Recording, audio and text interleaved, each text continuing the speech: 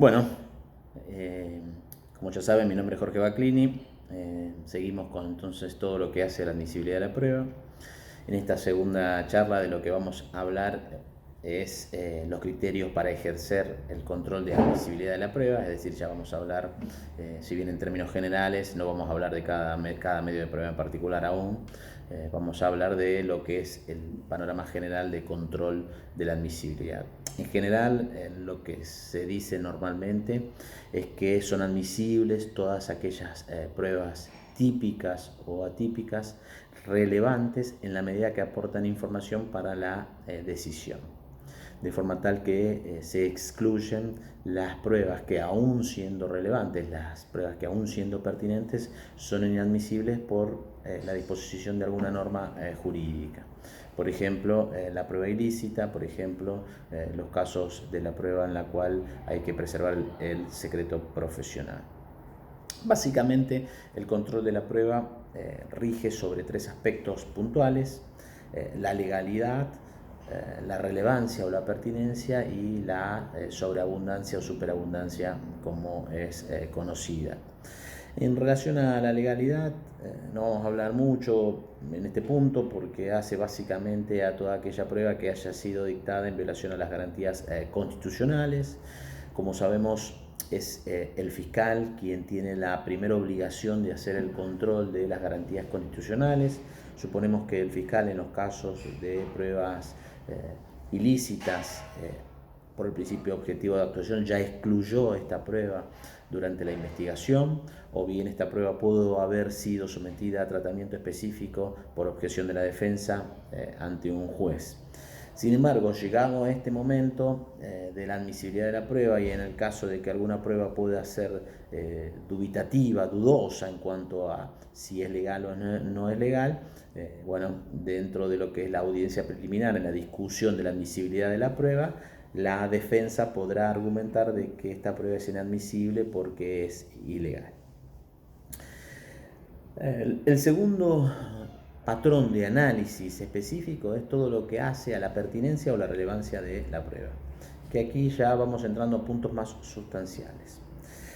Valorar que un medio de prueba guarda directa o indirecta vinculación o relación con los objetos del proceso, con el objeto del proceso, es básicamente una definición de lo que quiere decir la pertinencia. Se observa entonces que entre el medio de prueba que es ofrecido y el objeto de prueba tiene que existir una vinculación.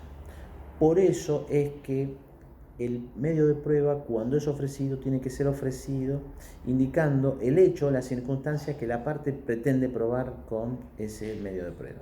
Sobre esto vamos a volver luego.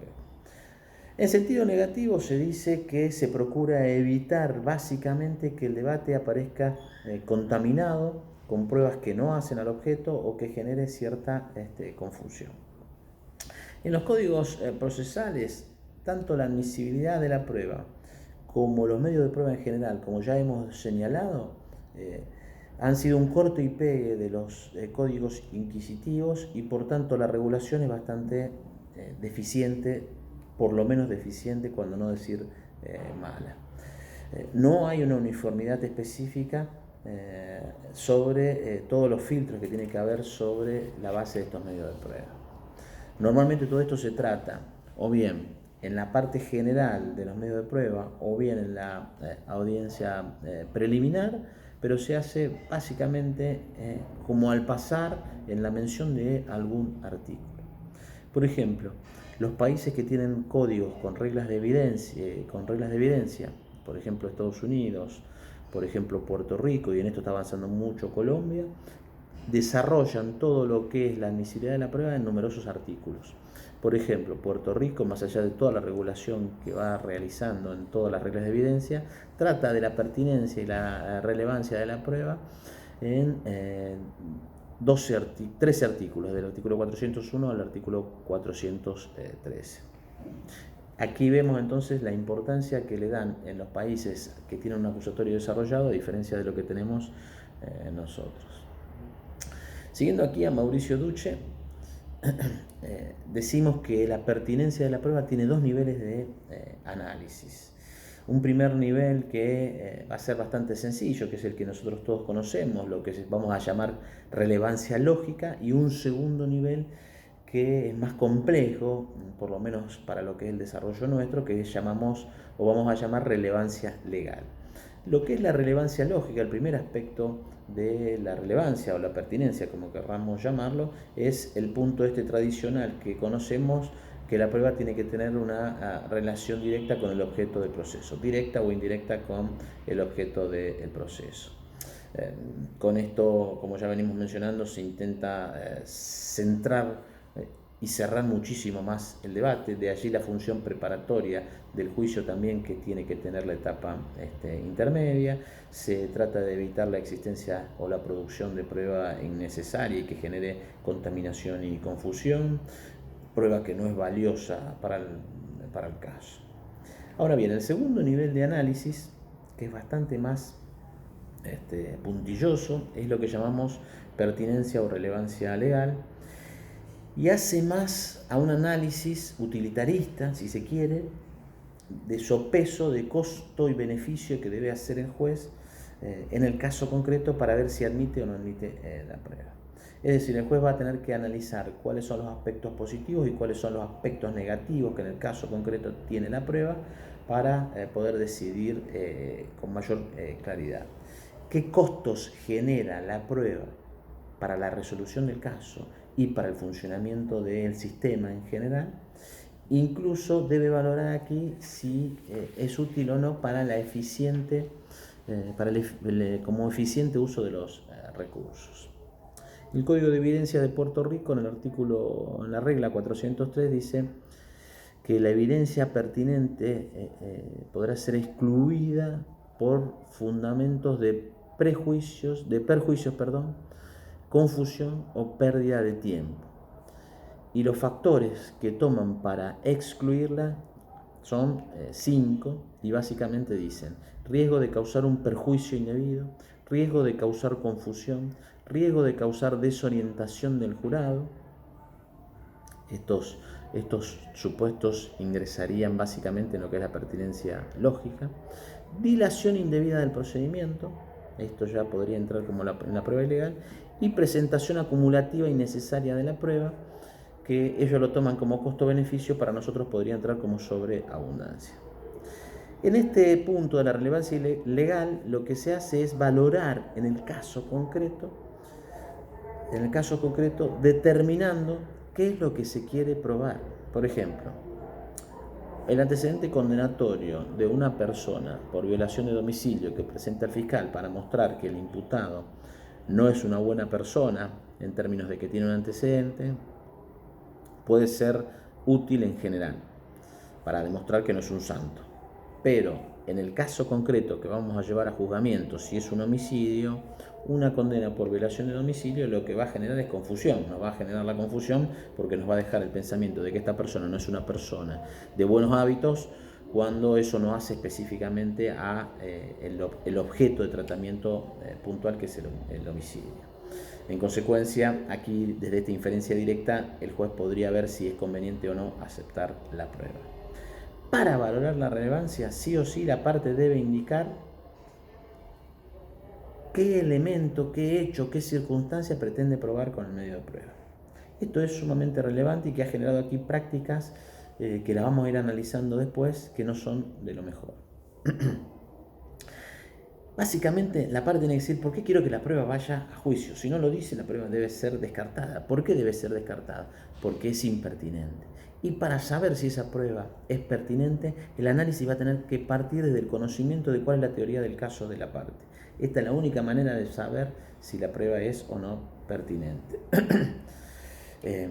O sea que toda aquella prueba en la cual no se menciona el hecho o la circunstancia que se va a probar debe ser descartada in limite, porque es ya ab initio impertinente. Pero además, porque no permite el control de la contraparte, permite una posibilidad de manipulación ulterior y posterior. Es una prueba de baja calidad y es una prueba contaminada que produce riesgo a someter a error y produce la posibilidad de ser manipulada en el juicio. De esto también surge, como segunda pregunta, si la parte debe indicar la circunstancia que debe probar en su totalidad, todas las circunstancias que pretende probar con la prueba. O lo puede hacer en términos generales, abriendo la puerta para que la persona vaya a hablar del hecho. Aquí la pregunta es si la parte podrá después, durante el debate, utilizar la prueba para llevarla a hablar de cuestiones que, si bien hacen el objeto del proceso, no fueron ofrecidas en su momento. Es decir, ¿se puede ampliar o no se puede ampliar el debate? El hecho, la circunstancia que oportunamente se mencionó en la audiencia preliminar que la prueba iba a probar. Aquí es bastante compleja la decisión. Nosotros pensamos que el debate tiene que desarrollarse sin sorpresas. Es necesario que existan reglas de juego claras, sin sorpresas ni confusiones. Es decir, que si en el debate surgen nuevas líneas de interrogación o de acreditación de hechos que no fueron mencionadas oportunamente dentro de la audiencia preliminar, el juez debería convocar a las partes, generar un mini debate, verificar cuál es el motivo por el cual eso no fue mencionado en su momento, si fue desconocido específicamente o si fue ocultado para generar alguna sorpresa. Entonces, durante esta suspensión del debate o durante esta interrupción del debate, el juez, si la prueba fue desconocida, debería admitirla. Si la prueba fue ocultada a propósito, entendemos que debería ser rechazada. Si admite la prueba, deberá dar un tiempo a la parte para que pueda prepararse debidamente.